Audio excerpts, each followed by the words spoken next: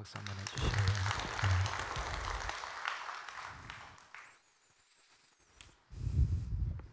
에스더라고 하는 성경이 나오게 된 배경이 있죠. 이스라엘 나라의 지도를 한번 기억을 하시면서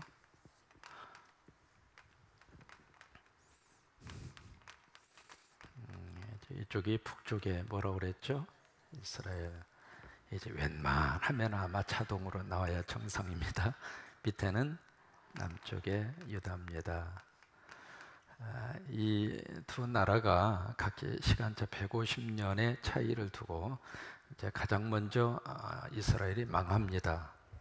그리고 이제 150년 후에 남쪽의 유다가 망하게 되는데, 이스라엘이 이제 누구에 의해서 망하느냐면 그 위에 있었던 아수르라고 하는 제국에 의해서 이스라엘이 망합니다.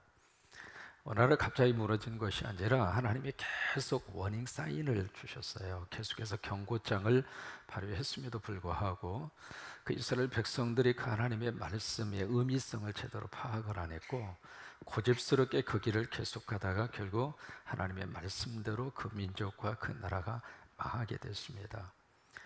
여러분, 다른 것이 잘못돼서 망하는 것이 아니라 하나님을 떠나면 망합니다. 다른 것은 좀 부족하다 하더라도 하나님이 함께 하시면 망하지 않습니다. 크게 아멘. 크게 아멘. 다른 조건이 아무리 좋다 하더라도 거기에 하나님이 함께 하지 않으면 이것은 속빈 강정하고 똑같습니다. 이스라엘 백성들이 그 영적 원리를 잊어버린 거죠. 결국 북쪽 이스라엘이 아수르에 의해서 당합니다. 그리고 이제 세계의 판도가 이 아수르라는 제국이 바벨론이라고 하는 나라에 의해서 먹힘을 당합니다. 거대한 제국이라 할지라도 역사의 톱니바퀴는 하나님의 섭리와 하나님의 뜻 가운데 굴러가게 되어 있습니다. 결국 아수르도 하나님의 심판을 받아서 바벨론에 의해서 무너지게 되죠. 그리고 이 바벨론이라고 하는 나라에 의해서 이번에는 남쪽의 유다가 먹힘을 당합니다. 그래서 이 역사 차이가 한 150년 정도 역사가 된 거예요.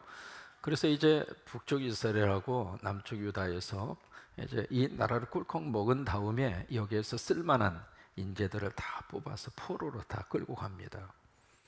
고대 사회에서는 노동력이 바로 그 나라의 국력이었습니다. 어느 정도 노동력을 확보하느냐, 그것이 바로 그 나라의 미래를 이렇게 진단하는 가장 중요한 바로미터이기 때문에 어떻게 해서든지 노동력을 확보하려고 하는 것이 고대 사회의 가장 중요한 전쟁의 이유 중에 하나였습니다. 그러니까 첫째는 노동력의 확보였고 두 번째는 식량 확보예요. 그 두 가지 때문에 고대 사회에서는 전쟁이 그렇게 많이 일어난 거예요. 그래서 이제 쓸만한 여기 있는 사람들을 몽땅 다, 그러니까 아수르가 이스라엘을 먹었을 때는 아수르 제국으로 끌고 갔고요. 그 다음에 바벨론이 유다를 먹을 때는 여기서 먼저 끌려온 사람하고 유다 사람하고 함께 합쳐서 바벨론이 이스라엘의 포로들을 자기 제국 안에서 총처럼 부려먹는 겁니다. 근데 이 바벨론이라고 하는 나라도 그 옆에 있었던 메대라고 하는 나라에 의해서 바벨론도 삼킴을 당합니다. 그리고 메대라고 하는 나라 옆에 있었던 바사 또는 페르시아라고 하는 이 나라가, 메대와 바사, 성경에서는 이 두 나라가 함께 나옵니다. 함께 나오다가 어느 한순간에 메대라고 하는 나라는 없어지고 바사가 그 메대의 전체를 다 통치를 하게 돼요. 이제 그 바사라고 하는 나라가 그 유명한 페르시아라고 하는 나라가 이 바사라고 하는 나라이고, 그때에 이 전체를 통치를 했던 바사의 일대 왕이 그 유명한 고레스라고 하는 왕입니다. 이 역사의 판도를 우리가 가만히 들여다보면서 무슨 생각을 하느냐면, 이 세상에 그 어떤 나라라 할지라도 영원한 나라는 있어요, 없어요? 없어요. 여러분, 땅에 있는 것은 영원한 것 한 가지도 없습니다. 여러분, 건물이 영원할 것 같습니까? 크게 건물이 영원할 것 같습니까? 우리 교회 천년만년 있어야죠. 이 건물 천년만년 있어야죠. 맞아요? 벌써 이제 건물 지은 지 20년이 넘었습니다만 여기저기에 손대지 않으면 안 될 정도로. 무슨 얘기냐면, 아무리 잘 지은 건물이라 할지라도 영원히 세워질 수 있는 건물은 하나도 없어요. 여러분, 건물만 그럴까요? 사람도 마찬가지죠. 저와 여러분 영원히 살 수 있어요? 제가 예언 하나 할 수 있는 거 있습니다. 100년 뒤에는 다 가요. 무슨 얘기냐면 우리가 이 세상 영원히 살 것처럼 착각하고 살지 말자 이 말이에요. 지금까지 살아온 삶보다도 앞으로 내 인생에 얼마나 살까 사실 우리는 생각하고 살자 그 말이에요. 왜? 그래야 오늘 하루가 내 인생에 있어서는 너무 소중하니까. 그 생각을 잊어버리고 살면 허튼 곳에다가 시간을 많이 허비한다 그 말이에요. 영어로 말하면 waste time을 한다 그 말이에요. 거기서 소비해서는 안 되는 시간을 엉뚱한 데 가서 소비를 해버려요. 왜? 내 인생에 남아있는 시간이 많다고 생각하니까 그런 거예요. 근데 우리 인생에 남아있는 시간이 작다고 생각한다면 그 순간순간 그렇게 시간 보낼 수가 없습니다. 그냥 세상적인 것에다가 마음을 뺏기고 그냥 마음속에 풀지 못해서 막 속에서 막 지었다 부쉈다 지었다 부쉈다 그러면서 막 가슴을 쥐어 뜯으면서 뭐 그런 순간이 없을 수는 없습니다만은 그런 어떤 절망의 늪지대에서 우리가 헤매다가 우리 인생을 끝내기에는 우리 남아있는 삶 자체가 너무나 짧으면서 소중하다는 거예요. 그래서 이쪽으로 이제 포로로 끌려간 이 이스라엘 백성이 약 한 70만 정도 됩니다. 70만 정도의 유대의 건장한 쓸모있는 사람들이 다 붙들려서 포로로 잡혀가게 된 거예요. 근데 이 70만이라고 하는 이 인구가 여기 아수르, 바벨론, 메데, 바사라고 하는 3대 제국을 거쳐서 이 고레스 왕을 통해서 이제 이스라엘 백성들이 고국으로 돌아오게 돼요. 그것이 1차 포로 귀환, 2차 포로 귀환. 이제 거기에 가장 핵심적인 인물로 등장하는 사람이 느헤미야, 또 그 다음에 에스라라고 하는 이 사람들의 핵심적인 하나님의 사람으로 등장을 하는 거예요. 그 시대에. 그렇게 해서 이제 고레스라고 하는 이 사람을 통해서 유대인들의 포로 귀환이 이루어지게 되는데 그때까지 몇 년 동안 이들이 포로 생활을 하느냐면 70년 포로 생활을 합니다. 그러면 우리가 성경 읽으면서 성경을 깊이 들어가기 위해서는 질문을 해야 합니다. Why? 왜 70년 포로 생활을 하게 하셨을까? 또 성경에서는 70년 포로 생활을 할 수밖에 없다고 하는 사실을 성경이 여기저기서 말씀을 하시고 있거든요. 그렇다면 why? 왜 70년 그들이 포로 생활을 하게 하셨을까? 다 이유가 있는 거예요. 이스라엘 백성들을 애굽에서 하나님이 끄집어내셨잖아요. 여러분 출애굽의 사건은 누가 주도한 사건입니까? 모세입니까? 하나님입니까? 하나님이 그 백성을 끌고 와서 어디를 살게 하셨느냐면 목적은 가나안이에요. 근데 그 가나안 땅에 들어갈 수 있는 준비가 안 돼 있는 거예요. 그것이 10명의 정탐관 스파이를 보내서 돌아와서 보고를 하고 그 보고를 들은 백성들의 반응이 전혀 적과 구려는 새로운 땅, 새로운 영적 질서를 가지고 새로운 공동체를 형성하고 살아야 할 그 땅에 들어가서 살 만한 준비가 하나도 안 돼 있는 거예요. 그래서 이 상태로 들어갔다는 죽도 밥도 안 되겠다. 그래서 38년 그리고 40년 광야에서 훈련을 시킨 거예요. 그 광야 40년이라고 하는 것은 철저하게 하나님이 원하는 공동체를 형성하고 하나님이 원하는 질서 있는 조직과 사회를 구성할 수 있는 그런 하나님의 사람으로 훈련시키는 기간이에요. 그것은 다른 게 아닙니다. 하나님의 통치를 받는 나라를 건설해라 그예요. 그것을 가리켜서 신정정치라고 합니다. 한번 해보실까요? 신정정치. 다른 사람의 통치를 받는 것이 아니라 하나님의 통치를 받아라. 그게 이제 가나안 땅에서 하나님이 건설하고 싶은 하나님의 나라예요. 그리고 신정 정치를 통해서 누구를 드러내는가? 하나님을 드러내라. 이방에 있는 모든 나라들이 이스라엘 백성들을 보면서 저 사람들은 우리하고 다르네. 우리하고 다르게 사네. 저 사람들의 삶과 저 사람들의 사회 그 구조 자체가 우리하고 다르네. 그 다르다고 하는 것은 지금 무엇을 보여주느냐면 하나님을 보여주어라 그 말이에요. 그것이 가나안 땅에서 하나님이 건설하고 싶은 하나님 나라였어요. 하나님의 통치하고 하나님의 백성이 돼서 하나님의 나라가 거기에 이루어지기를 원하신 거예요. 여러분, 이것은 전부 다 똑같아요. 우리가 예수 믿고 성령님이 내 안에 오셔서 여기서 하나님 나라가 돼야 돼요. 여기가 지옥이 되면 안 돼요. 여기가 천국이 돼야 돼요. 여기가 아무리 웃고 있지만 속에서 지옥이면 속이 불불 끓는단 말이에요. 여기가 하나님의 은혜가 임해서 여기가 성령이 오셔서 여기를 하나님의 통치해서 그것을 우리가 성령 충만이라 그렇게 이야기를 하는 거예요. 성령님 오셔서 나를 다스려 주는 거예요. 그래서 여기가 예수님이 나의 주인이 되시고 나는 예수님의 주인이 되시는 그분에 의해서 순종하는 예수님의 종이 되고, 그렇게 해서 여기가 하나님의 나라가 되고 여기가 천국이 되고, 그래서 이것이 어디로 드러나는가? 얼굴로 들어가, 그 다음에 말로 드러나고 표정으로 드러나고. 그러니까 다른 사람에게 볼 때 당신은 우리하고 다르냐고. 이 상황에서 뚜껑 열려야 정상인데 왜 당신은 뚜껑이 안 열리냐고. 왜 당신은 나하고 지금 다르냐고. 도대체 뭐 땀시그리여? 그 질문을 주변에 있는 사람들이 하게 해라 그 말이에요. 어떻게 당신네 가정에서는 그렇게 행복한 웃음소리가 터지냐고. 보았을 때 당신하고 우리하고 봤을 때 당신네 가정에서 그렇게 살만한 환경이 아닌데 어떻게 당신은 우리하고 다른 그런 모습으로 가정생활을 하고 그렇게 자녀들이 그렇게 자라나고 있고 당신들의 부부는 어떻게 돼서 그런 모습으로 살게 되어져 있고 어떻게 그 얼굴에 그런 미소 뜬 얼굴로 해피?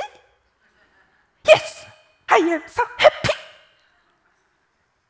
어떻게 그런 말들을 자연스럽게 하면서 당신이 그렇게 살 수 있느냐라고 하는 그 질문을, 그 궁금증을 가질 수 있도록 여기를 가나안으로 만들고 우리 가정을 가나안으로 만들고, 그래서 바로 내 안에 신정정치가 이루어져서 하나님을 보이라 그 말이에요. 그래서 가나안 땅에 들여보낸 거예요.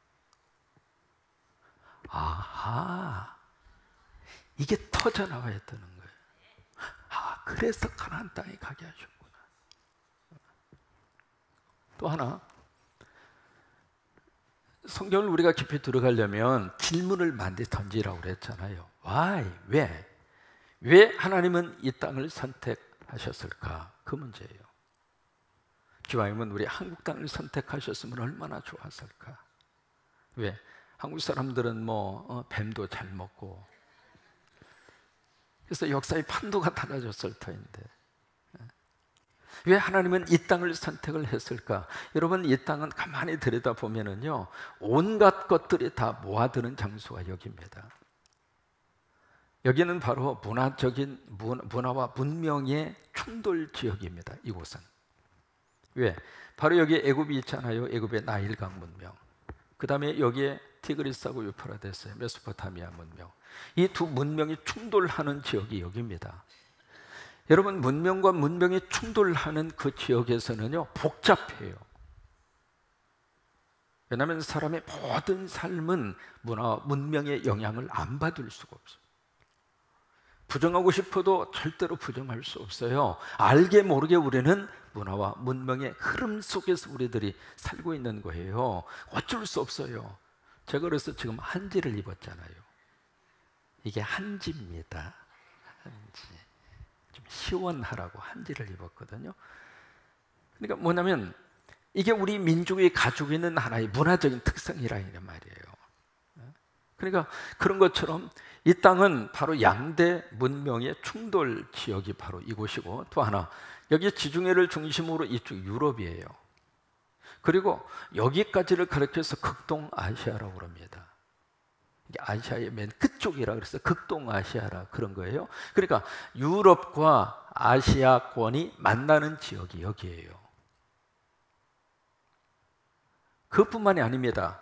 바로 여기는 양대의 문명이 충돌하면서 또 하나 종교적으로 온갖 종교들이 함께 쏟아져 나오는 하나의 집합소예요. 거기가 이스라엘입니다. 조그만한 땅덩어리지만은 그 땅덩어리 속에 그런 의미성을 가지고 있는 땅이 바로 이 땅이에요. 그러면 왜 하나님은 이스라엘을 선택하셔서 하나님의 말씀과 하나님의 뜻을 이 세상에 실현하고 싶어 하셨을까? 그래서 여기서 답은 얻을 수 있습니다. 뭐예요? 온갖 것들이 다 들어와서 여기서 끊임없이 충돌이 일어나기 때문에 여기는 편할 날이 없습니다. 계속 시끄러운 거예요. 마치 지금 우리나라가 그렇습니다. 우리는 조용히 살고 싶은데, 우리는 전쟁이고 뭐고 아무것도 다 싫잖아. 평화를 사랑한 민족, 대한민국 아닙니까? 우리는 백이민족 아닙니까? 그렇잖아요. 우리처럼 온순한 민족이 어디가 있습니까? 인정 안 하시는 위치 같은데, 우리가 700번의 외침을 받았습니다. 한 번도 우리 스스로가 다른 나라를 침략한 적이 없는 민족이 대한민국입니다. 그 역사적으로 지금 증명이 되어져 있는 민족이거든요. 와서 때리면 그냥 맞았어요. 맞으면서 울다가 다시 일어나고, 또 와서 때리면 그만 때려 아파 그러면서 다시 또 일어나고, 와서 또 때리면 또 때리네 아픈데 그러면서도 다시 일어나고, 와서 때리면 그만 때리라니까 그러면서도 다시 일어나고, 그렇게 해서 5,000년을 버틴 거예요. 여러분, 대한민국이 보통 나라입니까? 역사를 5,000년 이어가는 민족과 나라가 지구상에 몇 개나 있습니까?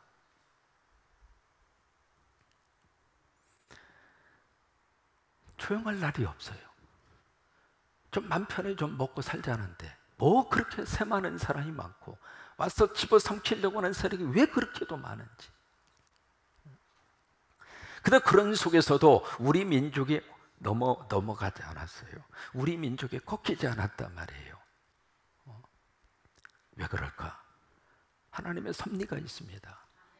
마치 이 이스라엘 땅을 하나님이 선택을 하셔서 하나님의 거룩한 뜻을 이 민족을 통해서 역사 속에서 보여주시는 역사와 작업을 하신 것처럼, 그래서 이스라엘이라는 나라가요, 나라 없이 AD 70년 로마의 티토스라고 하는 장군에 의해서 없어졌잖아요. 없어지고 전 세계로 뿔뿔이 흩어져서 디아스포라라고 하는 민족이 됐잖아요. 그렇게 해서 1948년, 여러분 1948년도는 대한민국이나 유태인이나 똑같이 의미 있는 날입니다. 1948년도에 유엔에 가입을 해요, 이스라엘이. 그래서 이제 독립된 국가가 되는데, 결국 약 한 2000년 동안 나라 없이 유태인들이 전 세계에 흩어져서 그렇게 살다가 다시 그 나라를 회복하고, 지금 유태인들이 이스라엘뿐만 아니라 전 세계에 흩어져 있는 약 한 700만 유태인, 700에서 한 800만 정도 추산을 합니다. 그 유태인들이 세계를 잡고 있죠. 하나님이 함께하는 민족은 그 누가 꺾으려고 해도 꺾이지 않는다.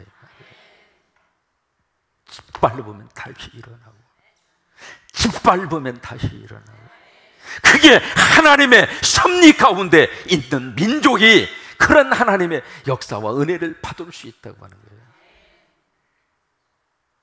유대 민족이 그런 것처럼 한반도가 지금 하나님이 그렇게 쓰시는 땅이에요. 전 그렇게 봅니다. 그렇지 않고서는 지금 전 세계 유엔에서 지금 속해져 있는 나라가 224개잖아요. 그 나라 가운데 한국처럼 복잡한 나라가 없습니다. 물론 지금도 계속해서 국제적인 분쟁이 계속해서 일어나고 있고, 뭐 종족 간에도 별 문제들이 다 일어나고 있습니다만은, 그런 문제들은 어떻게 보면은 지역적인 문제들이 의외로 많습니다. 근데 한국의 문제는 지역적인 문제가 아닙니다. 세계적인 문제입니다. 여기서 뭔가 터지면 이건 세계적인 문제로 확산되는 데예요.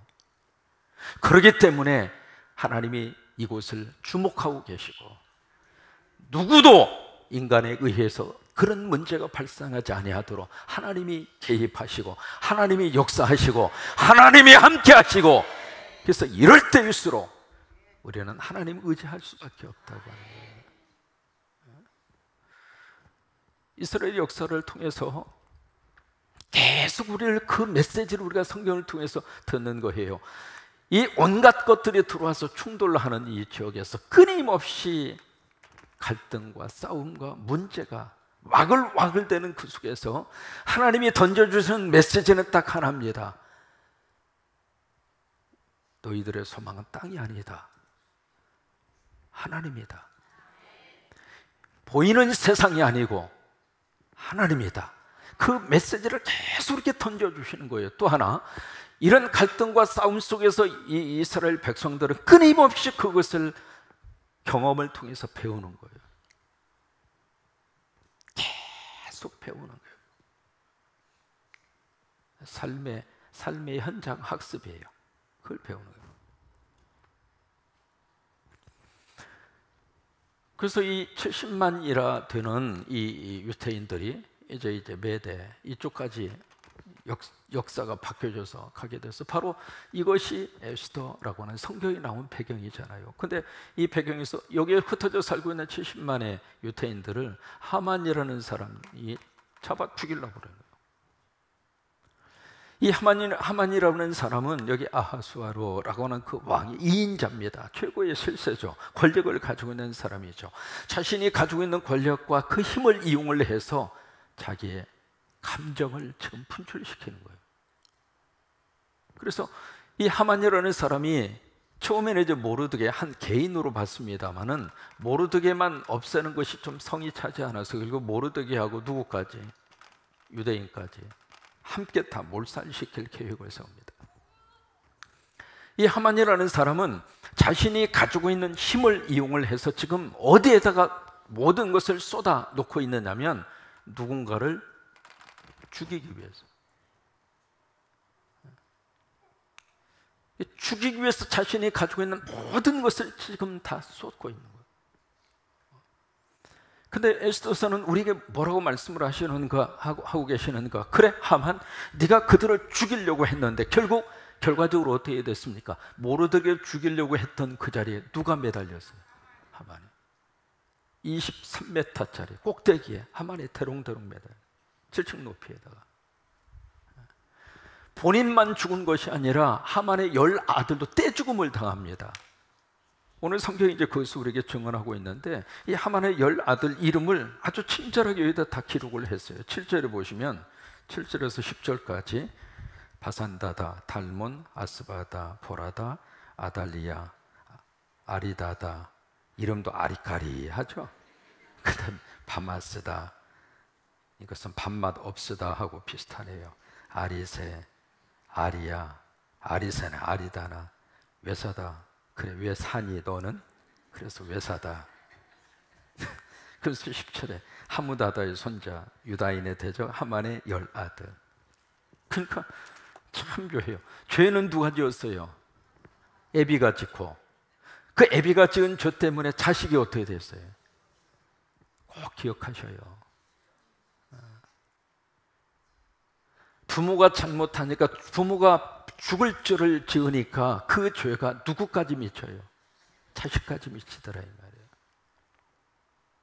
물론 이것을 가계의 저주를 끊으라라고 하는 책이 있었잖아요. 그 책은 상당히 주의 깊게 읽어야 할 책 중에 하나입니다.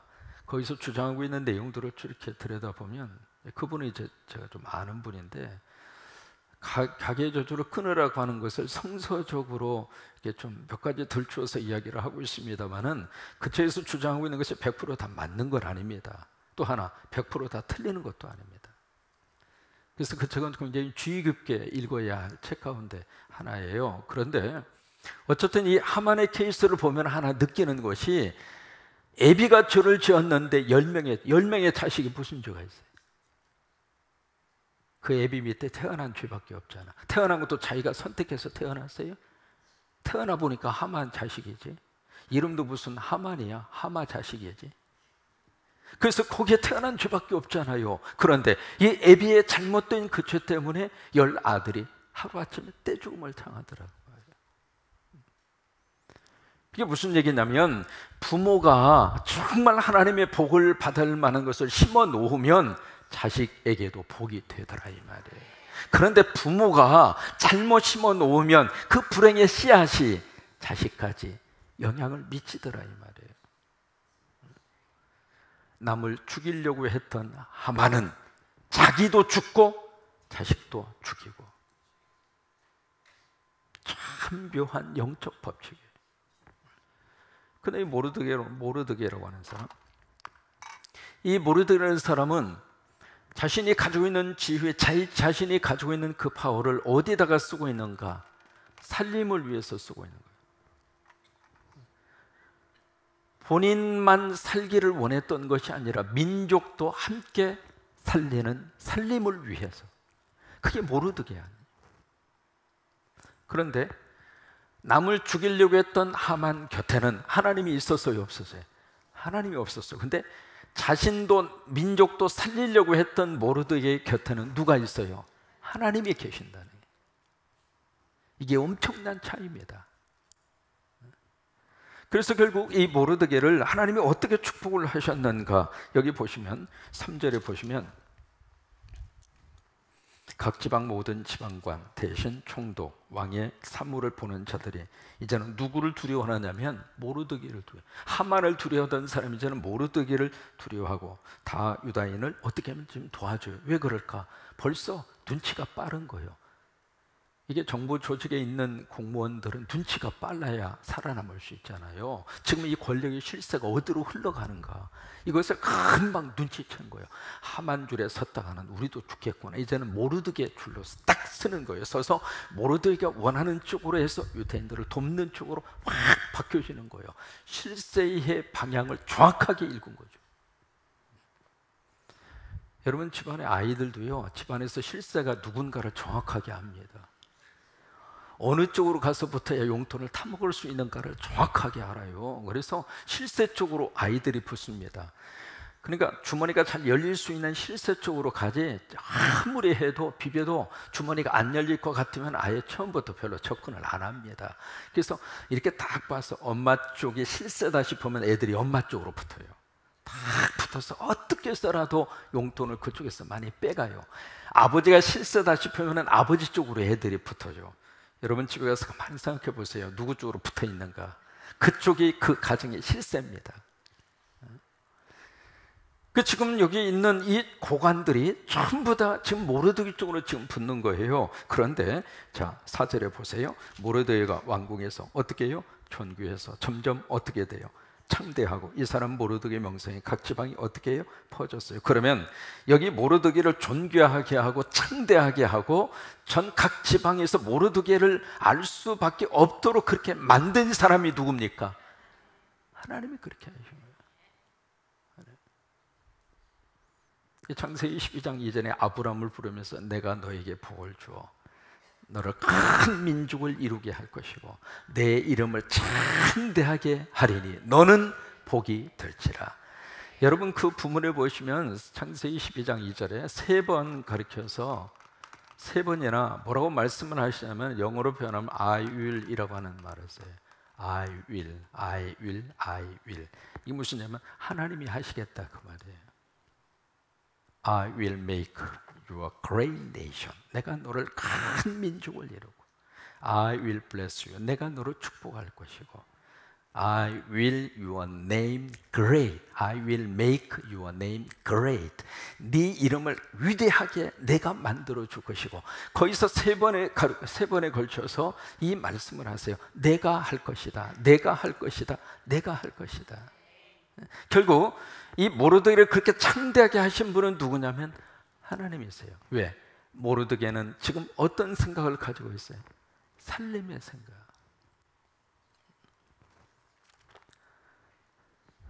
하나님은 남을 살리면 하나님께서는 그 살리려고 하는 사람을 하나님이 또 살리셔요. 그때 남을 죽이려고 하면 참 묘해요. 내가 그를 죽이려고 그러면 나도 죽고 내 자녀도 불행해진다 이 말이에요. 이게 영적 메아리 법칙입니다. 여러분 메아리 아시잖아요. 여기서 메아리 이렇게 딱 치면 사랑해 그러면 들려오는 소리가 무슨 소리예요? 사랑의 소리가 한 번 들려오는 것이 아니라 에코가 돼서 사랑해 예예예예예예예 이렇게 들려오잖아요. 여러분 한국 산이 얼마나 아름답습니까? 이렇게 딱 보면은요, 와 기가 막혀요. 자꾸 새어요. 왜냐하면 저 산 넘어 또 산 넘어 또 산 넘어 산 넘어 세상에 6, 7개가 접촉이 산이 이렇게.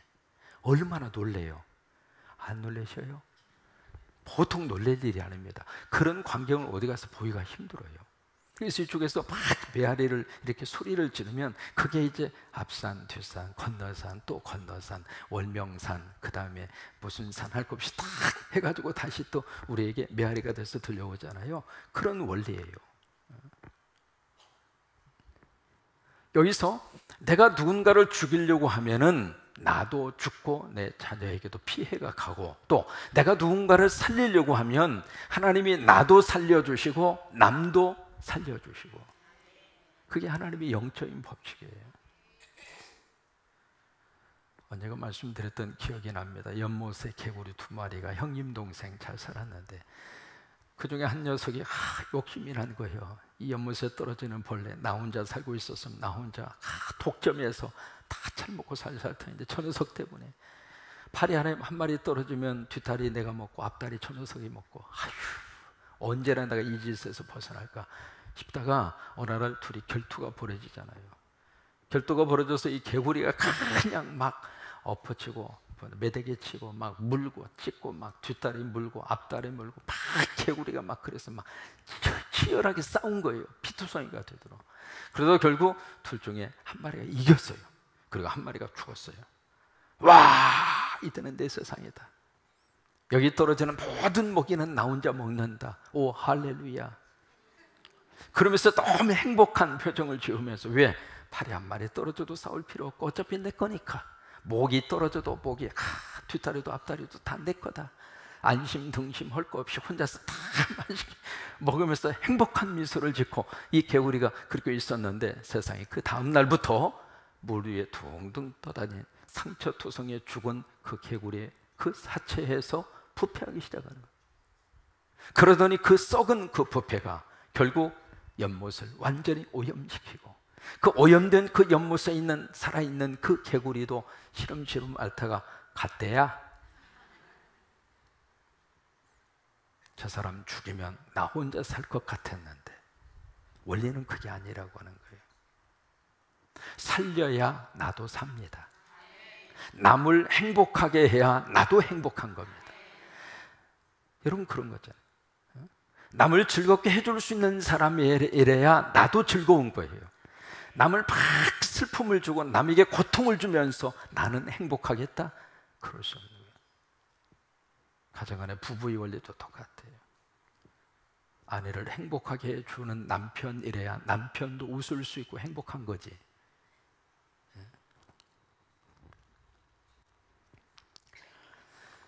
그래서 결국 바로 이제 이 살림의 역사를 통해서 바로 9절에 보시면, 9장 1절에 보시면 그날이 나옵니다. 그날이 이제 12월 13일이에요. 하만을 통해서 모든 유태인을 죽이라고 조서가 내려진 그 디데이, 유태인 학살하는 디데이 13일. 바로 그날에 유태인들을 죽이려고 했던 그 날에 어떻게 돼요? 유태인들을 죽이려고 하는 사람을 죽이는 일이에요. 완전히 이제 전세가 역전이 돼버린 거죠.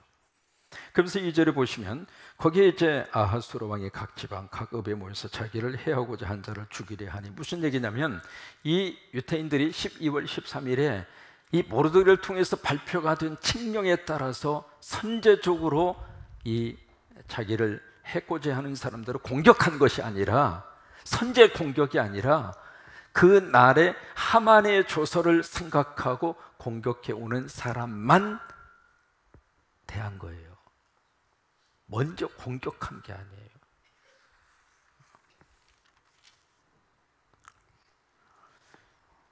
결국 어떻게 되는가? 6절에 보시면은 수산 도성, 수산이라고 하는 그 요새에서 500명이 죽어요.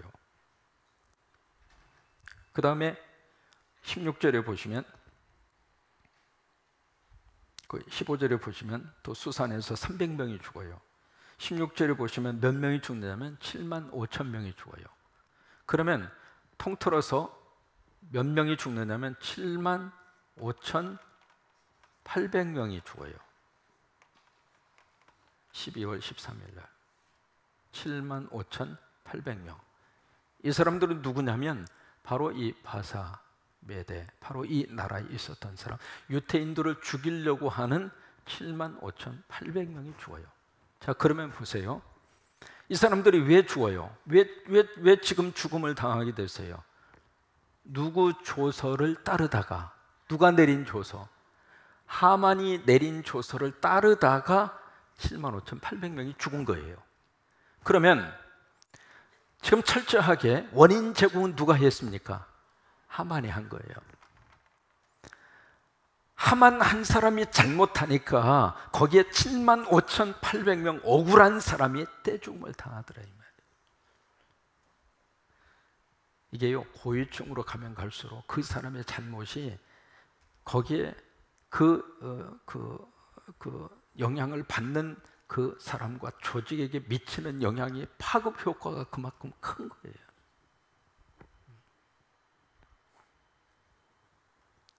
지금 광주에 있었던 광주 사태, 제가 그때 제 군대에 있었습니다. 군대에서 뭘 했냐면 정운병을 했거든요. 정운병은 이제 정신 훈화를 시키는 게 정운병인데, 그때 막 육군 정운 그쪽 정훈 본부가 있어요. 거기서 각 부대마다 이렇게 정훈 교육을 시키는 유인물들이 계속 내려와요. 내려오면 이제 그걸 가지고 사병들을 모아놓고 정신 훈화를 시키는 거예요. 그게 정운병이 할 일이거든요. 정운장교하고 정운병이 그 일을 하는 거예요. 그래서 그 일을 하는데 계속 육군본부에서 이제 내려오는 모든 유인물 자체가 뭐냐면 묘하게도 그때는 그런 걸 몰랐죠. 그게 이제 광주 사태가 있었던 그런 나라네요. 지금도 택시 운전사, 이게 지금 벌써 관객 최단 시일 내에 500만 관객을 돌파를 하고 전 국민들의 지금 주목의 대상이 되고 있잖아요. 아직도 그 문제가 지금 퀘션 마크로 계속되고 있잖아요. 그러니까 한 사람의 잘못된 행동과 한 사람의 잘못된 그 모습이 이 백성과 이 많은 사람들에게 미치는 영향이 얼마나 큰지 모르는 거예요. 그러니까 이 하만 한 사람이 잘못하니까 75,800명이 죽잖아요. 그러니까 책임적인 자리에 올라갈수록 사실은 더 하나님 앞에서 겸손하겠어요. 더 하나님 앞에 책임의식을 가지고 있어요. 왜? 하나님의 심판을 받으니까. 그다음에 또 하나 생각을 할 게 있습니다. 하만과 모르드게, 에스더 이야기를 안 할 수가 없죠. 에스더서의 주인공은 에스더로 우리가 기억이 되니까 이 에스더가 아주 중요한 역할을 하죠. 중요한 역할을 에스더가 하는데, 에스더 여기서 이제 뭘 우리가 느낄 수 있느냐면 11절에 보시면 11절 12절에 보시면 에스더가 왕에게 가서 보고를 합니다. 이러이러했고요, 이것이 이렇게 됐고요, 이건 이렇게 됐어요 하고 보고를 하는 거예요. 근데 지금 보고하는 내용이 무슨 내용이냐면 에스더가 그 앞에 왕에게 가서 요청을 한 거예요. 무슨 요청을 했냐면 이렇게 좀 해달라고, 이렇게 좀 해달라고 요청을 한 거예요. 우리식으로 말하면 하나님 앞에 기도했다 그 말이에요. 그 기도를 했는데 그 기도가 응답이 된 거예요. 응답된 내용을 11절 12절에서 가서 이야기를 하는 거예요. 이것이 이렇게 응답이고 또 이렇게 응답이 됐다고. 이제 그렇게 이야기를 하니까 12절에 보니까 왕이 뭐라고 그랬냐면 그래? 잘 됐네 또 원하는 게 뭐야?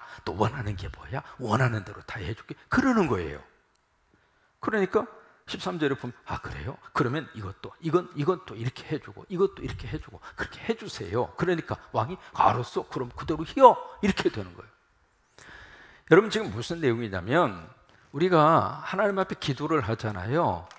기도를 해서 그 기도에 대한 하나님의 어떤 응답을 가지고 와서 하나님 앞에 보고를 하는 거예요. 그러니까 하나님 이렇게 기도했는데 이 기도를 이렇게 역사해 주셔서 하나님 감사해요. 이렇게 결과가 이렇게 됐어요. 그 이야기예요. 우리는 기도하고요. 그러고 나서 응답이 된 그 이후에는 반응이 약해요. 근데 그 기도를 하고 나서 하나님 앞에 내가 이렇게 기도했는데 그 기도에 대해서 하나님 아직까지 그 기도가요 제가 생각할 때는 아직 안 된 것 같고요. 근데 이것은 이렇게 좀 변화가 있는 것 같고요. 보고를 하네요. 보고를. 그렇게 보고를 하니까 하나님 그 보고를 들으시고 그 다음에 또 다른 뭘 주시느냐면 축복을 주시더라 이 말이에요. 그게 지금 에스더 오늘 11장 11절, 12절, 13절에 나오는 그 내용입니다. 그러니까 우리가 기도를 하고 기도에 대한 그 다음에 어떤 응답을 하나님이 주셨던지 그 응답을 가지고 하나님 앞에 또 말씀을 드리는 거예요. 또 이제 목회하면서 그 주의 종들에게 기도 부탁 많이 하잖아요. 그러면 기도 부탁을 하셨으면 그 기도 부탁과 더불어서 같이 기도하면서 기도에 대한 결과 보고도 같이 해달라 그 말이에요. 기도 부탁은 많이 하는데 그 다음에 그 기도가 어떻게 됐는지, 어떤 결과가 왔는지. 근데 참 놀라운 것은 그렇게 서로 대화하고 그렇게 하나님 앞에 보고를 하고 나면 그 다음에 하나님이 또 다른 은혜의 축복을 또 예비하고 계시더라 그 말이에요. 누가 17장에 보시면은 예수님이 예루살렘 올라가시는데 사마리아하고 갈릴리 그 사이로 일부러 가시는데 어느 한 마을에 들어가는데 10명의 문둥병자를 만나요. 그러니까 10명의 문둥병자들이 막 다 유세자손 예수 우리를 불쌍히 여기소서. 그래가지고 예수님이 그 10명의 문둥자에게 그래 그럼 제사장에게 가서 네 몸 보여 그런 거예요. 그래서 10명의 문둥병자들이 그것을 믿고 제사장에게 간 거예요. 제사장에 간 이유는 문둥병 여부를 확인받기 위해서. 왜 제사장이 그때는 의사 역할까지 했으니까 이제 그것을 위해서 이제 가다 보니까 세상이 다 나은 거예요. 나았는데 그 중에 한 명이 가던 길을 뒤돌아서서 예수님에게 왔잖아요. 그 사람이 누구였느냐면 사마리아 사람이었더라. 성경이 그렇게 밝히고 있잖아요. 이게 와서 예수님 앞에 엎드리면서 뭘 했느냐면 살해했다. 그 살해했다고 하는 말은 땡큐했다 그 말이에요. 감사했다 그 말이에요. 그 감사를 하니까 예수님이 그 말씀을 하세요. 그래 10명 모두가 다 치료함을 받지 아니하였네. 그런데 9은 어디 갔니? 찾는 거예요. 그러면서 그 다음에 뭐라고 말씀을 하셨냐면 네 믿음이 너를 구원하였으니 평안히 가라 그 이야기해요. 자 보세요. 이 한 명의 그 나병 환자였던 그 사람은 지금 다윗의 자손 예수야 나를 불쌍히 여기소서 간구했잖아요. 기도했잖아요. 그 기도가 응답이 된 거예요. 나았으니까 응답이 된 거잖아요. 응답이 된 상태에서 다시 돌아와서 뭘 해요? 보고를 한 거란 말이에요. 감사가 바로 보고예요. 엎드려서 하나님 앞에 감사, 그것이 이제 보고예요. 하나님 응답해 주셔서 감사해요.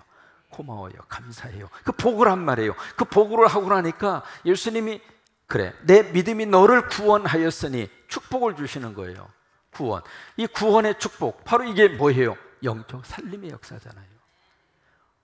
그러니까 그 사람은 몸도 건강하고 육신도 건강하고 그 다음에 영혼의 복도 받고 쌍으로 받은 거예요. 영어로 말해볼까요? 더블로 받은 거예요. 그게 오늘 에스더서에서 말씀하시는 기도의 원리라 이 말이에요.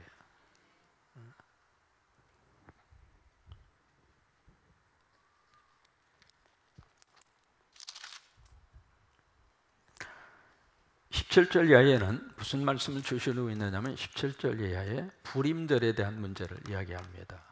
불임절. 이 불임이라는 말은 페르시아 말로 제비 뽑는다라고 하는 뜻이에요. 부루라고 하는 말에서 나온 말이거든요. 불임절. 그래서 이제 13일 그날에 유대인들이 다 살아난 날이죠. 그날, 그 다음에 14일 그 이튿날 그날에 뭘 하느냐면 잔치를 베풀어 즐겼고, 그 다음에 18절에 수산에 살고 있는 유다인들이 13일, 14일 같은 날, 그 다음에 15일 여기는 하루 더 놀았어요. 3일 동안 그들이 잔치를 베풀어 즐겼고, 그 다음에 19절에 시골에 살고 있는 유대인들 그들이 고을마다 다 14일을 잔치를 베풀고 즐기며 그 다음에 서로 뭘 줬느냐면 애물을 주었어요. 그러니까 지금 이제 불임절이 탄생 배경을 지금 말씀을 하고 있는 거예요. 바로 그 불임절 탄생이 된 바로 그날을 축제일로 지켜서 다 모여서 잔치를 베풀고 기뻐하고 즐기하고 그 다음에 애물을 주었더라. 무슨 얘기냐면 여기 이제 잔치와 더불어서, 잔치는 이제 기쁨의 어떤 모습이잖아요. 잔치와 더불어서 뭐가 있었느냐면 구제가 함께 이루어났다 했잖아요. 그러니까 기쁘고 행복한 것으로 끝나지 않고 그 다음에 그것을 이웃에게 나눠줬다는 거예요. 여러분, 이것이 교회가 해야 할 일 가운데 하나입니다. 우리가 주일 예배는 잔치입니다. 그래서 주일 예배 썬데이 월십을 다른 말로 말하면 페스티벌이라고 그럽니다. 축제라고 그래요. 하나님 앞에서 축제, 그것이 주일 이루어지는 예배거든요. 잔치예요. 그래서 기쁘고 행복한 거예요. 근데 그 잔치와 더불어서 그걸로 끝나지 않고 그것이 이웃에게 구제로 이어지도록. 그게. 그래서 이 불임절에 대한 문제는 다음